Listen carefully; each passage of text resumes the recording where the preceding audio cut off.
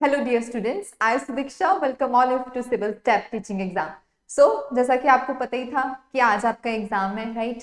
और shift 1, shift 2 and shift 3 में ये आपका एग्जाम हुआ and exam was quite easy, specially for the biology section. So I am hoping कि आप सभी का एग्जाम जो है वो बहुत ही अच्छा हुआ होगा, राइट? जैसा भी आपका पेपर हुआ है, शेयर करिए अपने रिव्यूज, लाइक किस तरीके के क्वेश्चंस जो हैं वो आपको देखने को मिले एंड जो क्वेश्चंस कुछ स्टूडेंट्स ने डिस्कस किए हैं उससे रिलेटेड जो भी आपको प्रैक्टिकली कुछ भी और एग्जाम में आ सकता है वो हम यहाँ पर डिस्कस करने वाले हैं, ठीक है? एंड साथ ही साथ कौन से क्वेश्चंस जो हैं वो आपको देखने को मिले, तो वहां से आपको थोड़ा सा एनालिसिस होने वाला है कि किस तरीके का पेपर जो है वो रहा है। मेरे एनालिसिस के अकॉर्डिंग बिल्कुल डायरेक्ट क्वेश्चंस जो हैं वो पूछे गए हैं। आई वुड से कि NCERT based, directly NCERT based question जो है वो आपको आपके एग्जाम में देखने को मिले। वो भी ऐसे क्वेश्चंस जो कि बहुत ही फेवरेट क्वेश्चंस होते हैं कुछ एग्जामिनर्स की, जैसे कि इफ आई से कि नाइट्रोजनस फिक्सिंग बैक्टीरिया कौन सा है, तो डायरेक्टली क्वेश्चन आया है नाइट्रोजनेस का, राइट? स्कैरिस आपके सिलेबस में दिया गया था एंड स्कैरिस की एडेप्टेशन से क्वेश्चन देखने को मिला है। इकाइनोडर्मेटा एनिमल किंगडम में डायरेक्टली उसका वाटर वेस्कुलर सिस्टम जो है वहां से क्वेश्चन आया है। सो इतना डायरेक्ट आपको पेपर जो है देखने को मिला है and the level of the paper is quite easy. कुछ क्वेश्चन जो है वो मॉडरेट लेवल के रहे होंगे, डिफिकल्ट लेवल के रहे होंगे, वो ऐसा होता ही है हर एक एग्जाम में, ठीक है?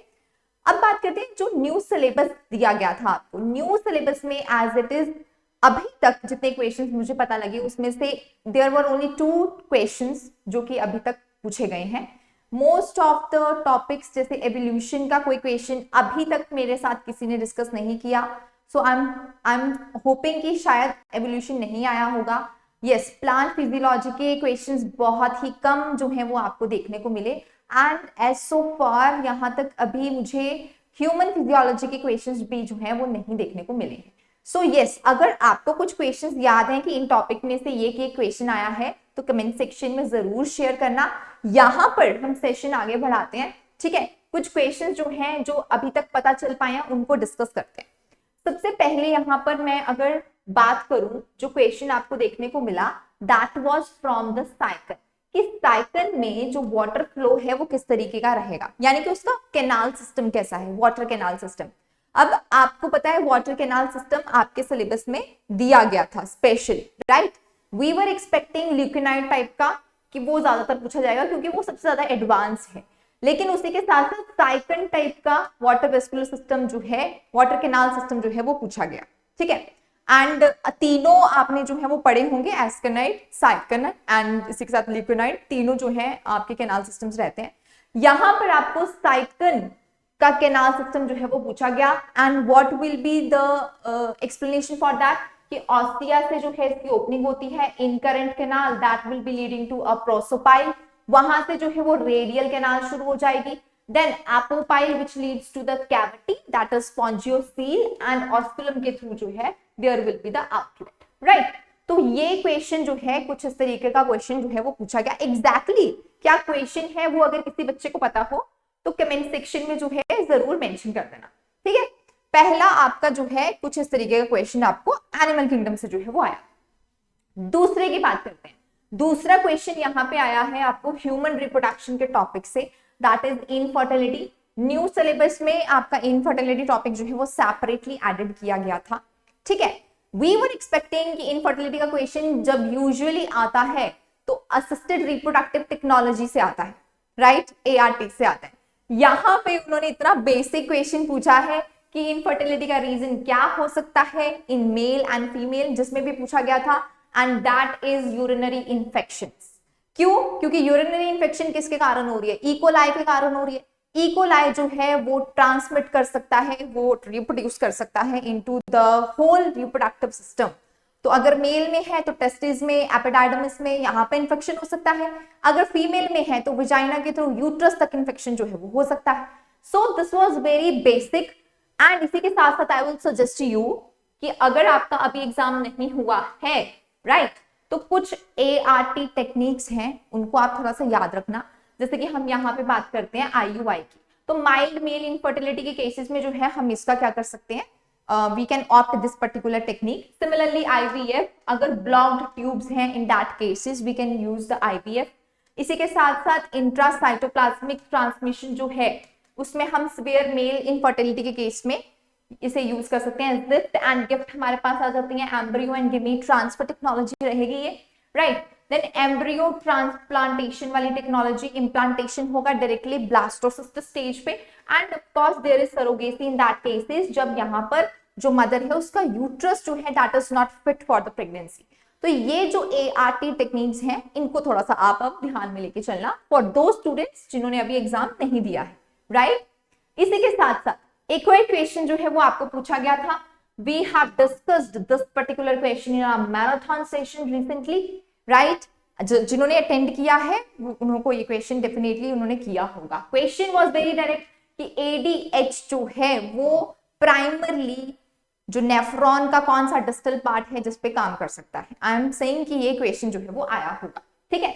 यस, ADH की बात की गई एंड आपके जो कलेक्टिंग डक्ट होता है उस पे इन्फ्लुएंस करता है. What is the function of ADH? That is antidiuretic hormone vasopressin. ये क्या करता है? रीअब्सॉर्प्शन ऑफ वाटर को इंक्रीज कर देता है. सो डायूरेसिस प्रिवेंट करता है, लॉस ऑफ वाटर प्रिवेंट करता है. क्या करेगा ये? वाटर रीअब्सॉर्प्शन जो है उसको इंक्रीज करेगा. But yes, do keep in mind कि यहाँ पर सोडियम रीअब्सॉर्प्शन जो है वो डायरेक्टली इन्फ्लुएंस नहीं होती है. Okay, clear. So this was the question which was asked. इसके साथ बात करते हैं नेक्स्ट क्वेश्चन की, जो मैंने आपको शुरू में बताया, इकाइनोडर्मेटा. आई एम फीलिंग कि ये हमारा सेकंड क्वेश्चन है जो एनिमल किंगडम से आया है, ठीक है. तो एनिमल किंगडम में इकाइनोडर्मेटा से इसका वाटर वेस्कुलर सिस्टम जो है इससे रिलेटेड क्वेश्चन आया. आई एम एक्सपेक्टिंग कि यहाँ पर पूछा गया था या तो फ्लो पूछा गया होगा, किस तरीके का फ्लो रहा, या फिर यहाँ पे फंक्शंस जो है वो पूछे गए. अब पेपर का मोड वाज ऑनलाइन, ठीक है. Random questions were asked. पहले बायोलॉजी का क्वेश्चन आ रहा है, बीच में केमिस्ट्री भी आ रही है, रीजनिंग भी आ रही है. तो इस वजह से एग्जैक्टली जो है वो याद नहीं है बच्चों को, बट जितना याद है उसके बेसिस पे ये एनालिसिस किया गया है, राइट. क्या क्या फंक्शंस होते हैं फिर इकाइनोडर्मेटा के? वाटर वेस्कुलर सिस्टम के मेन प्राइमरी फंक्शन जो है that is locomotion. But locomotion करने के साथ साथ feeding is there, respiration, excretion and कुछ सेंसरी फंक्शंस जो हैं वो वाटर वेस्कुलर सिस्टम में होते हैं. एंड अगेन ये वाटर वेस्कुलर सिस्टम वाला क्वेश्चन भी हमने मैराथन में, आई थिंक हमारा 5th डे के मैराथन में we have discuss this particular question, right. और बहुत ही बेसिक सा क्वेश्चन है. मेडोरोप्रोइड which is a porous plate like structure, है ना. किसका बना होता है? ये कैल्शियम कार्बोनेट का बना होता है. अब ये कैल्शियम कार्बोनेट का जो मेडोरोप्रोइड है it opens up into the stone canal. This is stone canal. ये भी किसकी बनी होती है? कैल्शियम कार्बोनेट की बनी होती है, राइट. इसके बाद यहाँ पे आपकी रिंग कैनाल आ जाएगी which is a pentameric ring, right. Pentameric ring जो है that opens into the lateral canal. अब यहां से लेटरल कैनाल शुरू हो जाएंगी. लेटरल कैनाल में आगे आपने देखा है ट्यूब फिट्स लगे होते हैं. ट्यूब फिट्स में आपको दो पार्ट्स देखने को मिलते हैं. One is the swollen part और दूसरा क्या है? जो नैरो पार्ट रहेगा which is known as podium. तो ये सारा का सारा water vascular system is for the echinoderms, right.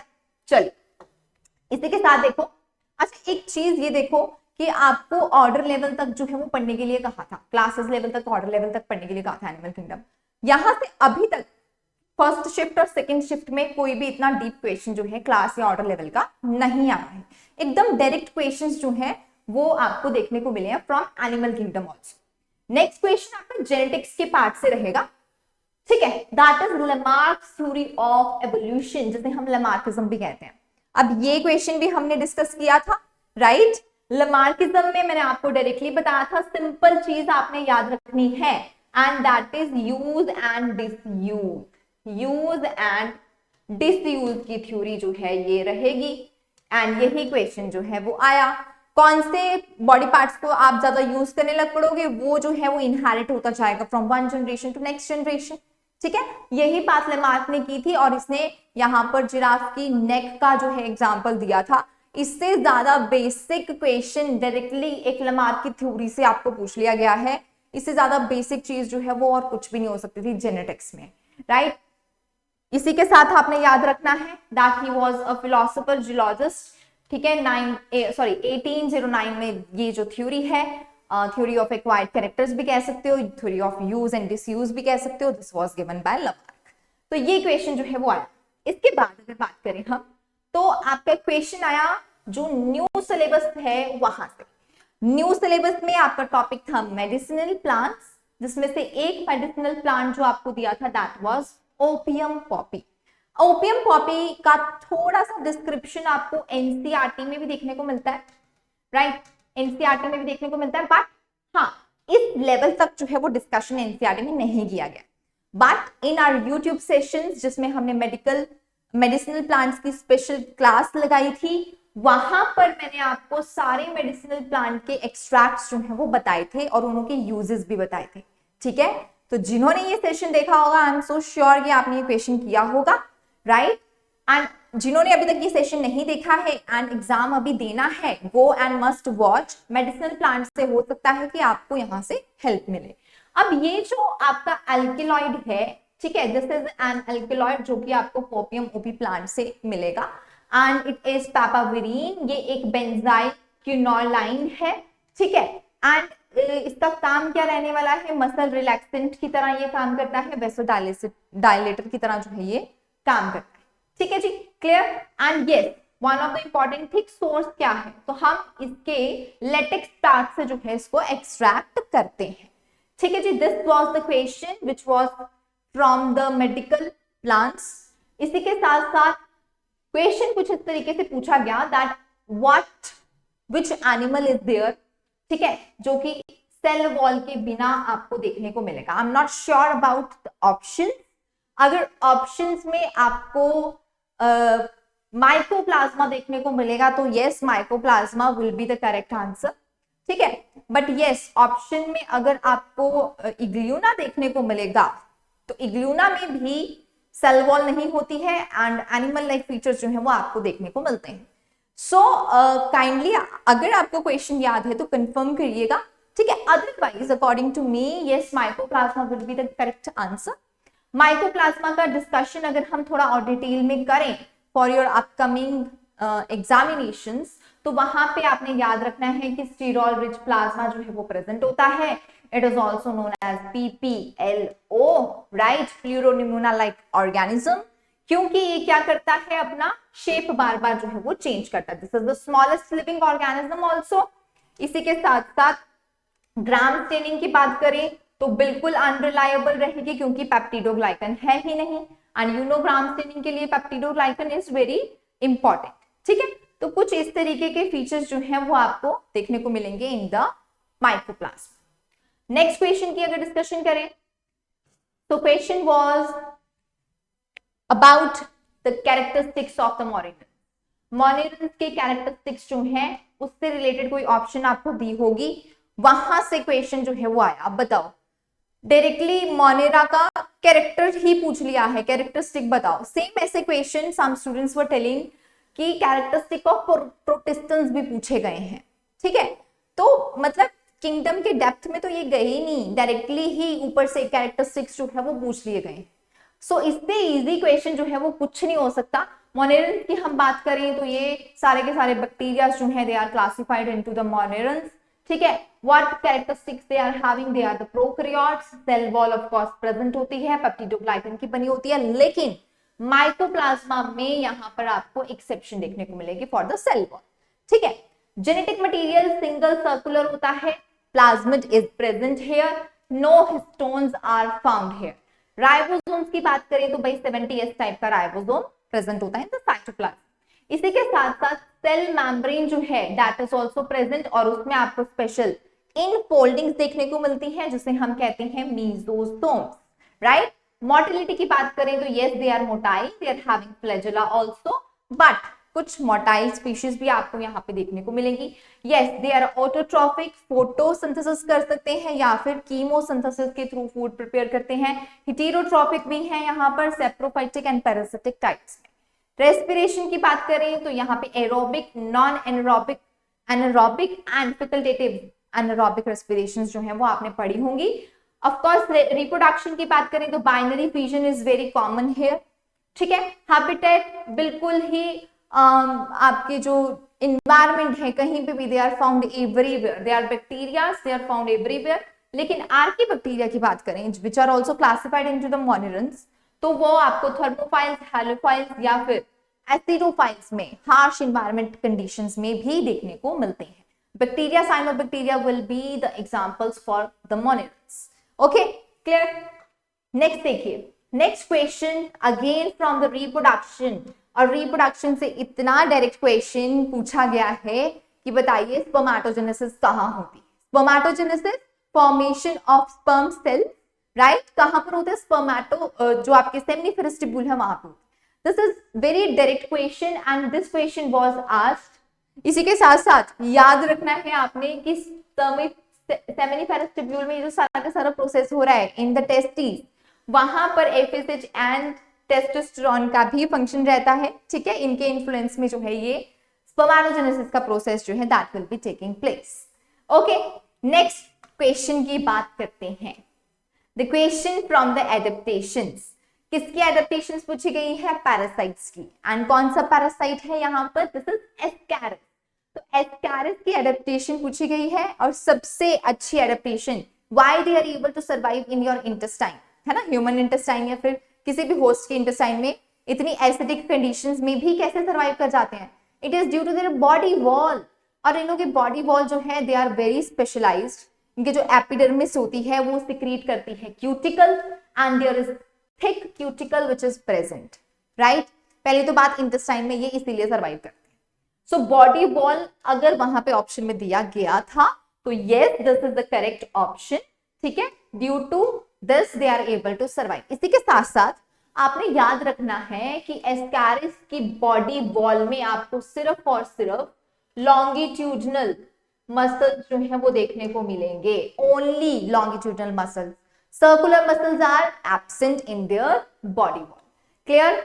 और भी कुछ एडेप्टिव फीचर्स जो है वो आपको देखने को मिलते हैं यहाँ पे, जैसे कि रेस्पिरेशन की बात करें तो एनारोबिक है, तो इंटेस्टाइन में इजीली सर्वाइव कर जाएंगे। Reproduction, yes, reproduction play very important role. High reproduction के कारण they are able to multiply themselves into many numbers, right. उसी के साथ साथ जो इनों का एग होता है एस्कैरिस का, उसमें भी आपको थिक शेल्ड कंडीशंस जो है वो देखने को मिलती है, ठीक है। तो एग भी क्या हो जाते हैं, एक तरीके से रेजिस्टेंट हो जाते हैं from the harsh environmental conditions. इसी के साथ साथ सेंस ऑर्गन्स जो हैं दे आर रिड्यूस्ड, ताकि स्टेबल एनवायरमेंट में जो है वो सेफली जो है वो रह सके। मूवमेंट की बात करें तो मस्कुलर मूवमेंट होती है बॉडी में, एंड ये जो लॉन्गिट्यूडनल मसल्स है they are responsible for this particular type of movement, ठीक है। Again this was a direct question. Next देखिए, mouth of the fresh water stream fishes, this is the second question जो आपका पूछा गया है from the new topic. Up hill stream fishes का topic दिया गया था, ठीक है। उसकी एडेप्टेशंस आपको दी गई थी कि ऐसी फिशेस जो हैं वो हाई स्ट्रीम में किस वजह से, कैसी एडेप्टेशन के कारण जो है वो सर्वाइव करती है, am I right? ठीक है। तो यहाँ पर उन लोगों का माउथ की पोजीशन जो है that was asked, and marathon के सेशन में दिस वाज अगेन डिस्कस, ठीक है। माउथ जो है वहां पे पूछा गया है, एंड पोजीशन ऑफ माउथ जो है वो क्या रहती है, दैट इज टर्मिनल, या फिर आप कह सकते हैं वेंट्रल। तो टर्मिनल एंड वेंट्रल पोजीशन जो है they are found in such type of fishes. Okay, so this was again a very easy questions. इतना इजी जो है डायरेक्टली एडेप्टेशन ही पूछ लेंगे जो कि टॉपिक में दिया हुआ है, राइट। तो who is expecting such things, but yes we have covered this part also. Next question देखिए, this is the question from the human plant physiology, और इतना ज्यादा सीधा क्वेश्चन है। क्या हम फोटोसिंथेसिस में क्या पढ़ते हैं, फोटोसिस्टम 1 और फोटोसिस्टम 2 पढ़ते हैं। यहां भी पूछा है कि फोटोसिस्टम 1 और 2 की रिएक्शंस कहां पर होती है। दिस इज सो इजी कि फोटोसिस्टम 1 और फोटोसिस्टम 2 की लोकेशन जो है दैट वाज आस्क्ड, ठीक है। एंड लोकेशन की बात करें so it take place in the thylakoid membrane, लेकिन थैलेकॉइड मेम्ब्रेन के 2 रीजन्स होते हैं, ग्राना एंड स्ट्रोमा, राइट। तो ग्राना वाले पार्ट में आपको फोटोसिस्टम 2 जो है वो देखने को मिलता है, राइट। एंड फोटोसिस्टम 2 से मेरा मतलब है that is 680, and photosystem 1 which is 700, this is found in the stroma part of the thylakoid membrane. तो इतना इजी क्वेश्चन, डार्क और लाइट रिएक्शन से भी आप इसको कोरिलेट कर सकते थे, right. This is the question which was asked. इसी के साथ साथ the thing which you have to remember is about the ATP synthesis. ATP synthesis की लोकेशन अगर पूछी गई तो भाई ये नॉब लाइक स्ट्रक्चर जो है इट फेसेस द स्ट्रोमा, ठीक है, स्ट्रोमा की तरफ को इसका फेस जो है वो प्रेजेंट रहने वाला है। ओके, नेक्स्ट क्वेश्चन देखिए। C4 प्लांट के क्वेश्चंस भी हमने 2-3 बार डिस्कस किए थे अपने मैराथन सेशन में।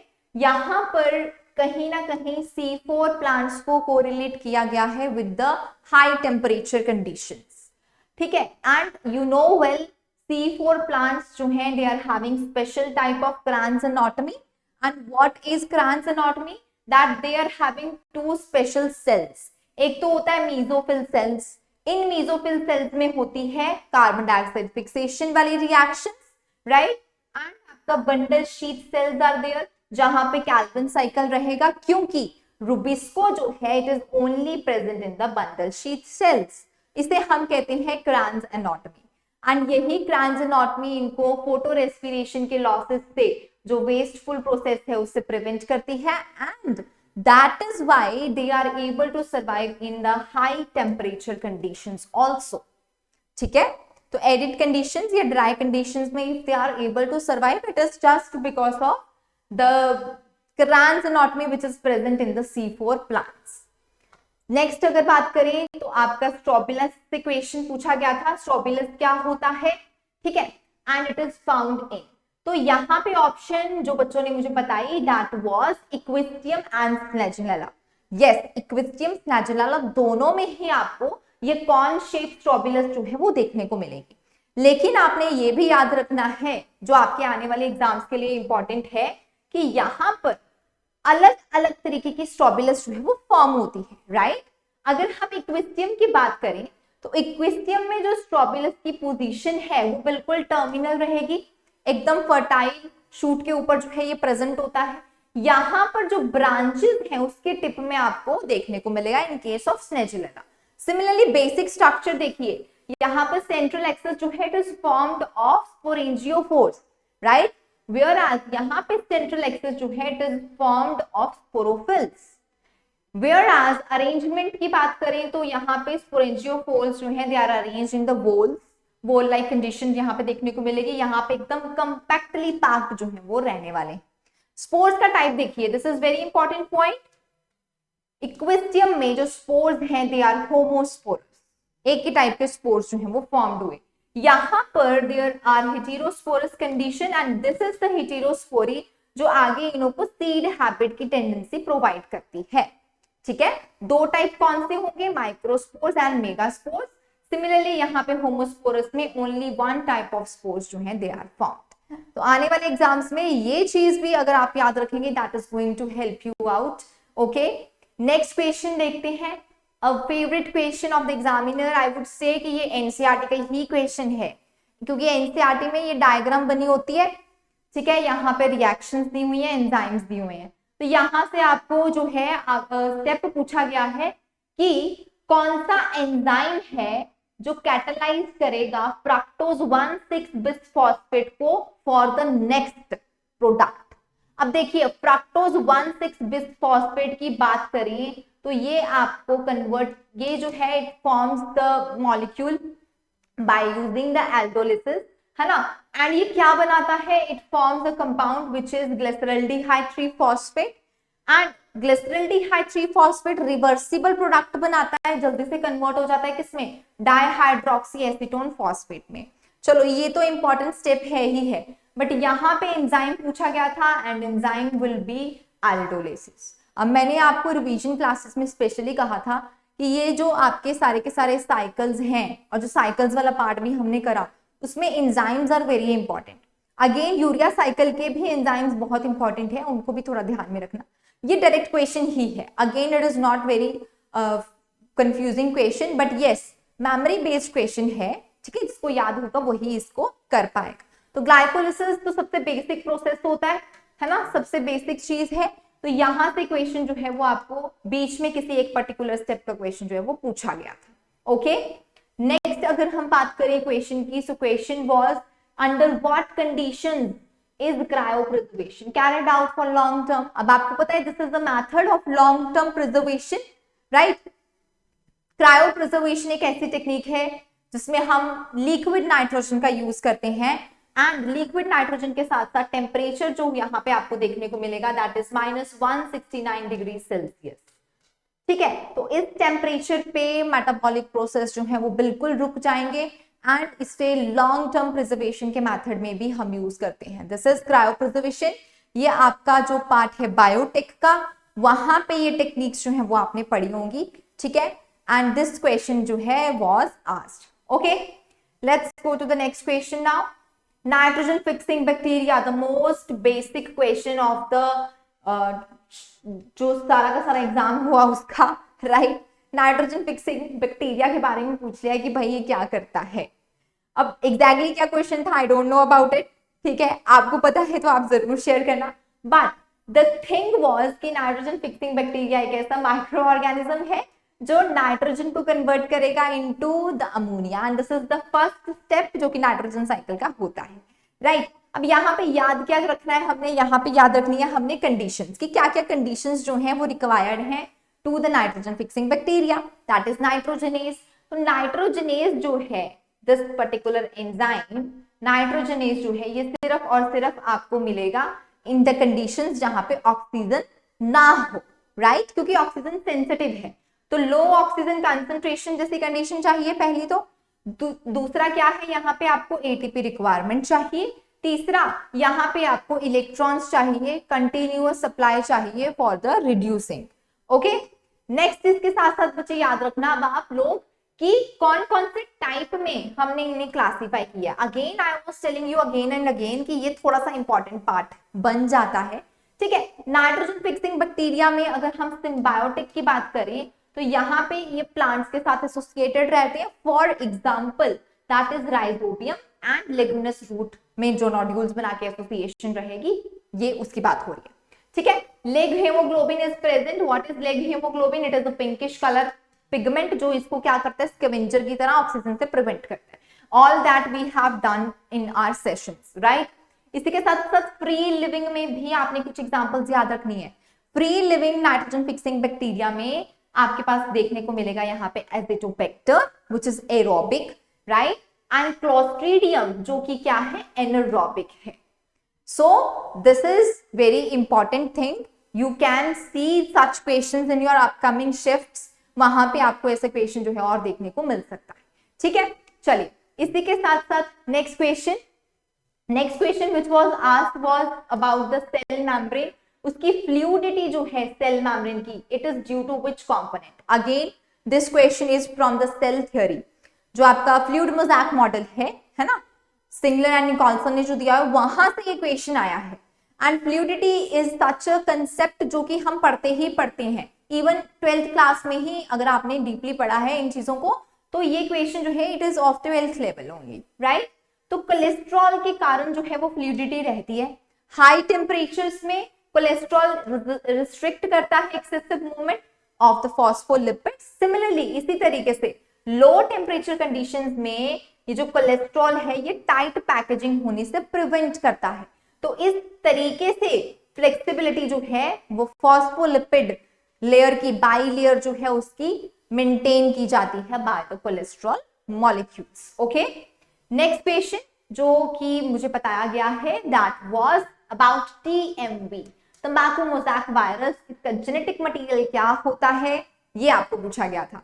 अब जिन बच्चों ने सिविल स्टैप में क्लासेस लगाई हैं उनको मैंने एक टेबल लिखवाया था, याद करो, राइट? उस टेबल में मैंने आपको क्लासिफाई करवाया था single stranded RNA, single stranded DNA, double stranded DNA और डबल स्ट्रैंडेड RNA में कौन कौन सी एग्जांपल आएंगी। आपके नोट्स में भी वो टेबल एडेड होगा, खोलिएगा आज, रिवाइज करिएगा जिनों का पेपर नहीं हुआ अभी। एंड तंबाकू मोज़ैक वायरस तो NCERT का टॉपिक है और NCERT में डायरेक्टली लिखा हुआ है कि तंबाकू मोज़ैक वायरस जो है उसके पास क्या होता है भाई, सिंगल स्ट्रैंडेड RNA जो है एज अ जेनेटिक मटेरियल पड़ा होता है, राइट? ठीक है, तो ये क्वेश्चन जो है वो आपको पूछा गया था।